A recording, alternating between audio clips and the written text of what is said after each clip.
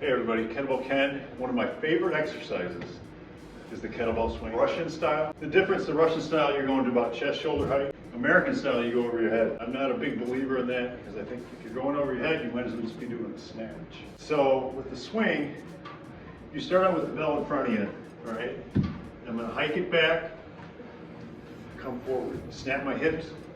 I keep my spine neutral. What do you mean by snap my hips? Are you squeezing your butt? How does that, Like, how do you think about that? It's almost like you're going to do a standing broad jump and you're transferring the power from your hips to the bell. So if I'm like this, I'm going to jump, all right? It's that same hip snap. You don't want to go too low where you're squatting with it. You want to keep the bell high. For me, I keep it in the crotch area, forearms hit the thighs, snap my hips forward. So the key is the timing. When that bell goes back, you explode forward. Some people I've seen use their arms a lot. How much of your arms are you using during this? Your arms, think of your arms as just hooks, okay?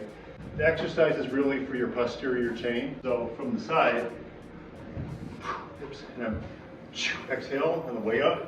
I breathe in, coming down. And even if you're doing it single-handed, the same concept. My arms are just hooks. Okay? Power all comes from your hips.